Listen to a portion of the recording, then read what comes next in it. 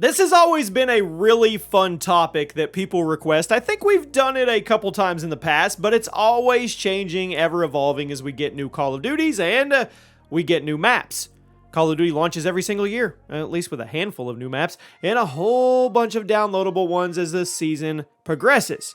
But what's the best map that every single Call of Duty game has to offer? Well, today we have that answer. Welcome to the channel, everybody. Chaos here, and today I'm going to go over the single best map in every Call of Duty game to date. That's right, from COD 4 all the way to Modern Warfare 3 2023. We're going to pick out the best map, both launch and DLC. So if you're a crazy person, let me know down in the comments what you think the best map is in every single Call of Duty. Drop a like on this video, and I want to say really quick, guys, we are back. The channel is in full Call of Duty form, so I think it's fitting that we make a new goal for 2024.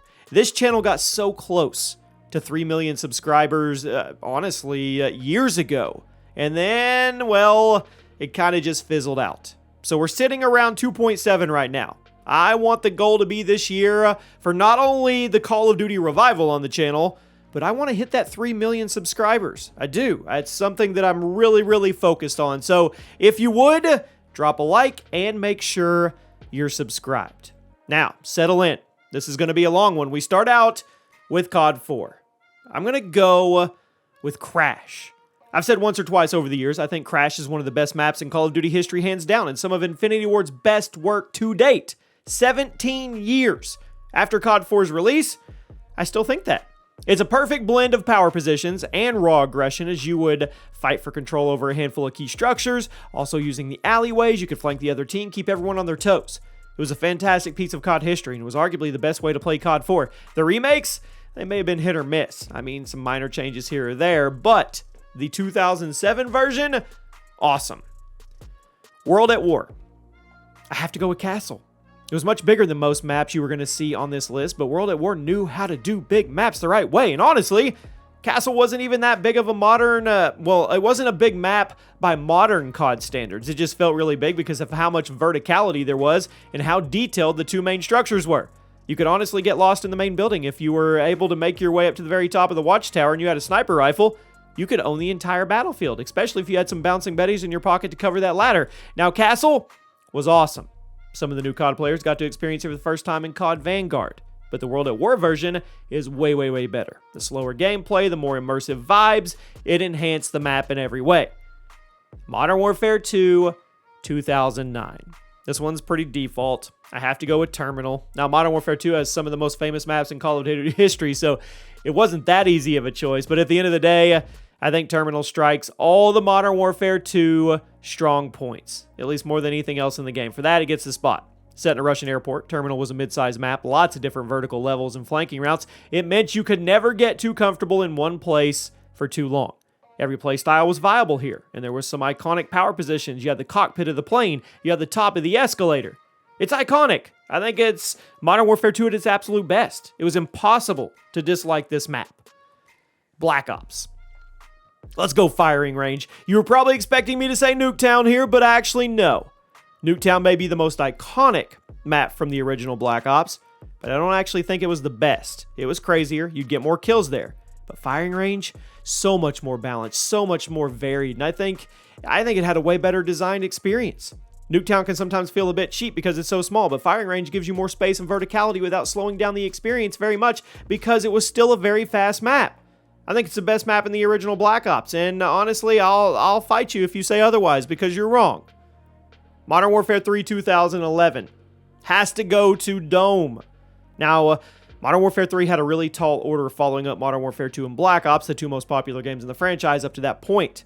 MW3's gameplay was not only a massive refinement of the first two Modern Warfare games, but it also had a ton of all-time favorite maps. Dome was the go-to place for everybody's 1v1 showdowns and crazy high-kill YouTube gameplays. It's been remade so many freaking times since its debut in 2011, I think there's actually a chance that this is one of the most reoccurring maps in COD history. That'd be a video we could do, right?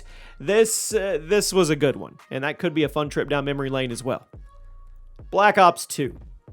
I'm giving it to Grind. This was hard. It was, especially since I said I was going to be counting DLC maps for this. But ultimately, I settled on Grind. which was a DLC map that somehow managed to be even better than the iconic launch maps in Black Ops 2. You had Hijacked, Raid, Slums. I know. But Grind, it was set in a California skate park. It was full of super unique architecture, set pieces that we'd never seen before. Very fast-paced and one of the best traditional 3-lane maps in COD history. Yeah, I said that right now.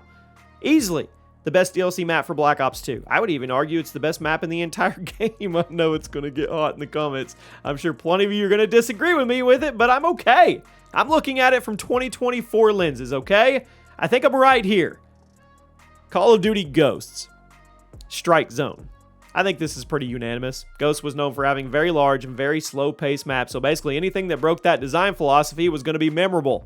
Strike Zone was the smallest map in the game at launch, and it was the only one that really played like an old-school Infinity Ward game. I mean, I guess Freight did too, but that's maybe that's second best map in the game. I don't know, but honestly, you could put Strike Zone in basically any other Call of Duty game and it would still be awesome. So it wasn't just that it stood out among the Ghost maps. It was good.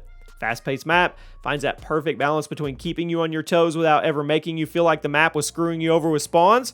I mean, I'm honestly surprised we haven't seen Strike Zone be remade in other COD games, but then again, I don't think any of the Ghost maps have been remade, have they? Probably because it seems like Infinity Ward would rather forget the game ever happened. Advanced Warfare.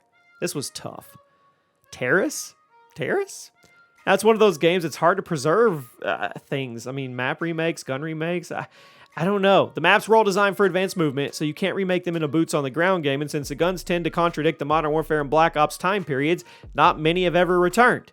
But there were some memorable maps. I remember them, at least. I have a lot of great memories on Terrace. I think it's because it used the movement of Advanced Warfare in a pretty unique way. You bounce from rooftop to rooftop on this Greek island, and not only looked awesome, but it was fun. Maybe if we ever go back to jetpacks, Terrace will return. But until then, you'll have to stick with playing offline against bots, or maybe there are people playing the game. Honestly, I don't know. It's been a long time. Is there still a community keeping AW alive? You let me know. Black Ops 3. This was tough too. I had to go with Combine. It's a beloved game in the COD community, but looking back at it, I don't think there was a lot of standout maps. Yes, the maps were visually stunning, and there weren't any real flat-out bad maps in the entire game, DLC included in my opinion, but there really weren't that many maps that you could call all-time greats. Combine was easily the most popular map in the game aside from Nuketown, and I will admit that it was easily my favorite map in the game. It was the only launch map in Black Ops 3 where you could go nuts and rack up 30 to 40 kills in a game while also feeling like the experience was fair and balanced. I know, those two don't go together. It was a good example of Treyarch's map design adapted for advanced movement and wall running. I think it's definitely the best map in Black Ops 3. Infinite Warfare. I'm going to go with Genesis. Regardless of how much you love or hate this game, I think we can all agree that Infinite Warfare had some pretty decent maps. Genesis was one of the most fun you could have with the game. It was more or less a remake of Dome from Modern Warfare 3, but it had some adjustments made to the proportions to accommodate the advanced movement. Honestly, the more I think about it, the more the map was kind of awesome. Usually things get a little messy with classic boots on the ground maps getting rebalanced for advanced movement, but Genesis, it was a good example of how to do it right. Even if you hated IW, there was a few good memories. They had to come from this map. COD World War II. Shipment 1944. Once Shipment 24/7 was added to the game, it became the most popular playlist forever. And you know what? I understand. I get it. Shipment was added to COD World War II for free, which was a big deal at the time because this was during the days of season passes. It was also added to the game after a massive multiplayer overhaul in an effort to really take player feedback into account, and I think Sledge killed it. This map is not only the most fun you can have with COD World War II, but it was a nice way for Sledgehammer to say, sorry for making the original version of this game so weird. Black Ops 4. I'm going to cheat here. Actually, this is cheating, but it's my video. Firing Range again. And it's a remake instead of the original, but let's be honest, the original maps in Black Ops 4 were not very memorable. Black Ops 4 came with a lot of map remakes throughout Black Ops history, and Firing Range was my pick to be the best one. And yes, Grind was brought back in Black Ops 4 as well, but I think FR has the edge here, especially when played with the mechanics and the time to kill of Black Ops 4. Firing Range kept it all together. The original charm made the sliding and specialist ability super fun. I won't repeat everything I said about Firing Range earlier in the video, but I wholeheartedly think it's the best map in Black Ops 4. I'm thankful that Treyarch's original maps get better in their next game. That's good. Modern Warfare 2019. Hackney Yard. I'm going to keep it real with you guys. I didn't like this game. As a matter of fact, I really didn't like this game. I basically, I don't know. I didn't like it. Of all the maps in the game, though, DLC included, There were only a few I thought were well designed, and I hated how many times Infinity Ward would announce a remake of a classic map and then reveal they totally changed it or completely messed up the spawns and it wasn't fun anymore. But there was one map that I could consistently go to and have fun on, and it was Hackney Yard. Launch map, relatively small for Modern Warfare, but it was still big enough for that you rarely got killed instantly off spawn, and yet it was still small enough that it felt like a map from the original trilogy, I guess. I mean, I mentioned the one good COD game left on the list, and let's just get it out of the way. Black Ops Cold War. Crossroads Strike. Now, Black Ops Cold War was a game that I softened to over time because I really didn't like it at launch, but after all the updates and all the content patches, I think it's turned into one of the best COD games over the last decade. Crossroads Strike takes one of the big Combine Arm maps and shrinks it down to size, or at least of a smallish classic Call of Duty map style, and it played good. It was fast-paced, it was old school, the objective placements were fair, and it let you play basically however you wanted. That was a plus. I mean, I thought it was a good map. I think it's the best way to experience Black Ops Cold War's strengths. Modern Warfare 2, 2022. Farm 18? I think it's safe to say this was not a good year of maps for Call of Duty. Heck, it wasn't a good year for Call of Duty in general. If I absolutely had to pick the best map from this particularly weak group, and I guess I have to do that because that's the point of today's video, I'm going with Farm 18. It took place on a training facility built out of an abandoned factory, and it was one of the only maps that launched with Modern Warfare 2 that actually felt like a classic Infinity War map, at least a little bit.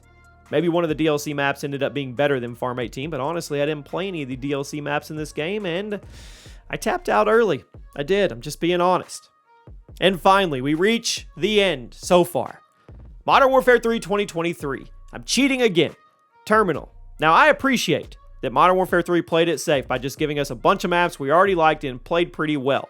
But still kind of not, I mean, I don't know. Is it a lazy move? I don't know. This whole game should have just been an expansion for Modern Warfare 2.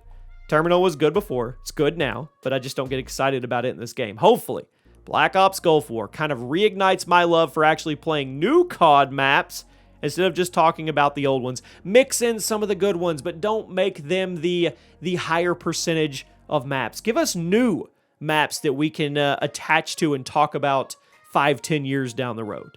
And there you have it, my friends. If you made it to the end of the video, I truly, truly appreciate you. I do. Like I said, the goal is now to revive this channel and finally hit that 3 million subscriber mark. I'll see you guys soon.